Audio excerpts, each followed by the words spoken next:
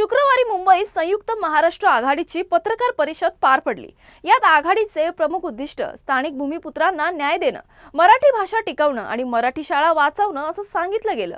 या आघाडीमध्ये संयुक्त मराठी मुंबई चळवळ, संभाजी ब्रिगेड, शिवराज ब्रिगेड, मराठी एकीकरण समिती, महाराष्ट्र वाचवा समिती आणि इतर पक्ष सहभागी झाले होते। आघाडीने सांगितलं की येणाऱ्या सर्व निवडणुकांमध्ये ते आपले उमेदवार उतरवणार आहेत। मुळात महाराष्ट्रामध्ये आणि या मुंबईभरामध्ये परप्रांतीयांचे एवढे लोंढे वाढलेले आहेत आणि लोंढे वाढले, तुम्ही तिथे कामधंद्यासाठी आला आणि आता राजकारणात उतरून आमच्या इथल्या स्थानिक भूमिपुत्रांना नाकारणं आणि त्यांच्यावरती अत्याचार वाढवणं, ह्या सगळ्या ज्या गोष्टी आहेत त्या कुठंतरी खेदजनक आहेत। आणि आमच्यासोबत आज जे काही इथं लोक आहेत किंवा ज्या संघटना आहेत त्या मराठी विषयासंदर्भात गेले कित्येक वर्ष 15-20 वर्ष त्यांनी आपलं आयुष्य घातलेलं आहे आणि ते काम करत आहेत। मग अशा लोकांनी कुठंतरी राजकीय मीमांसा मनामध्ये ठेवून जर या निवडणुकीला सामोरे जात असतील तर याच्यामध्ये गैर असं काही नाही आहे। म्हणून आम्ही सगळ्या संघटना एकत्र येत संयुक्त महाराष्ट्र आघाडीची आज इथं घोषणा केलेली आहे। सगळे 227 उमेदवार आम्ही निवडणुकीच्या रिंगणामध्ये उतरवणार आहोत।